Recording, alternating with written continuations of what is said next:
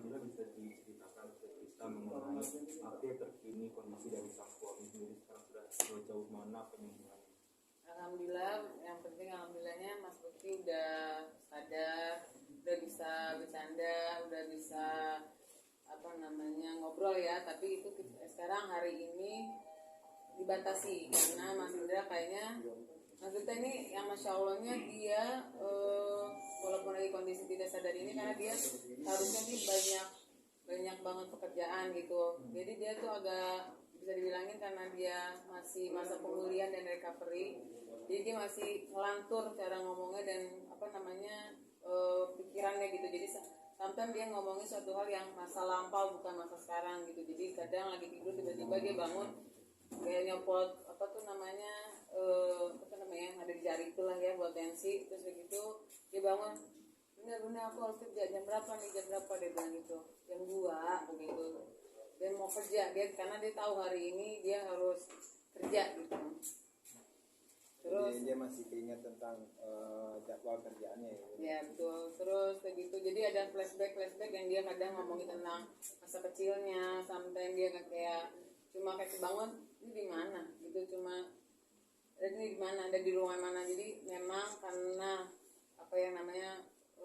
karena operasi ini Mas Lutfi juga jadinya ada memori yang dia ulang lagi perlahan-lahan dari dulu sampai sekarang. Jadi bisa dibilangin dia agak kurang bisa mengingat yang sekarang ini, jadi tidak bisa di-push. Dan hari ini doain aja Mas Indra agak menurun menurun kesehatannya gitu. Jadi dia bisa kanal kelelahan, jadi tensinya jadi agak naik, terus pendarahan juga di saraf pembuluh darahnya itu jadi agak banyak lagi gitu. Jadi hari ini sangat dia, jadi aku juga cuma datang ke kamarnya, cuma banyak diem. Kalau dia mau makan, aku cuma bangun untuk makan. Habis itu dia emang kita masukin obat untuk cepat dia tidur. Jadi alhamdulillah juga ini malam ini karena masih dibawa infus juga, jadi maksudnya tensinya balik lagi gitu. Jadi ini benar-benar lagi masa, kalau bisa dibilangnya ini penyakit yang memang kritis gitu buat Mas Bekti gitu. Jadinya saat ini sih keadaannya lagi gitu. Sempat dengar juga kabar bahwa penglihatannya sedikit menurun, itu seperti apa? Menurun itu bisa dibilangnya sebenarnya karena habis lagi operasi kemarin gitu. Jadi kayaknya ini sih besok kita baru mau cek lagi di MRI lagi. Sebenarnya harusnya besok tuh MRI kapasitas operasi itu gimana gitu. Tadi kan karena ada pendarahan ya, dan aku juga kayaknya mau ngecek bagian matanya karena dia ngerasa hari ini kok buram dan bagian palanya sakit gitu. Jadi besok tuh mau di MRI. Jadi buramnya itu kayak dia sebenarnya bisa ngelihat tapi ngelihat orang tuh buram gitu. Jadi masih kenal dulu itu siapa. Terus itu diraba, terus dia bercanda, dia nggak kenal namanya orang ini, dia sebut itu seharusnya Nana tapi dia jadi Nani gitu. Tapi dia bercanda, terus aku tanya itu Nana sayang, aku bilang gitu. Aku tahu lah, masa aku dikasih tahu gitu. Alhamdulillah semua di ruangan ini dokter semua suster tuh happy sama Mas Bekti, walaupun kayak gitu dia tuh tetap Mas Bekti yang seperti dulu gitu ya. Luar biasa, walaupun masih semangatnya dia masih luar biasa gitu. Jadi aku juga harus di depan dia harus kuat dan nggak boleh aku nangis karena saat ini dia butuh aku gitu. Dan aku bersyukur banget walaupun dia buram, dia nggak bisa mengingat masa yang sekarang ini gitu, tapi dia masih ingat aku gitu. Masih dia momen-momen sama aku tuh dia inget banget gitu. Kalau saya awal-awal aku ngambek itu dia bawa nangis gitu. Terus dia bilang aku tuh sayang banget sama tuh cewek. Nah, terus kata teman aku, sahabat aku, siapa namanya, Lila Dita, wanita paling aku cinta, kata dia bilang gitu.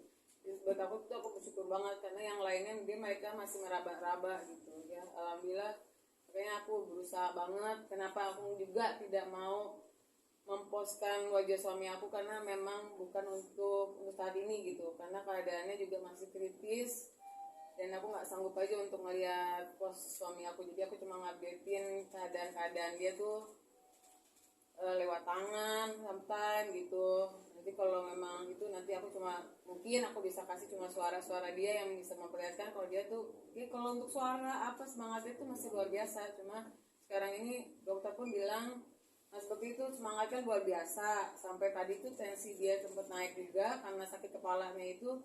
Dia slow banget tuh yang kayak sudah pusing dong, minta obat dong gitu. Jadi itu buat dia, tapi buat para keluarganya dia tolong dijaga banget, kata dia bilang gitu. Jadi aku cuma ngadepin dia, kenapa Bun? Oke, aku bilang gitu. Tapi kita keluarga tetap harus menjaga informasi-informasi yang ada dari dokter gitu.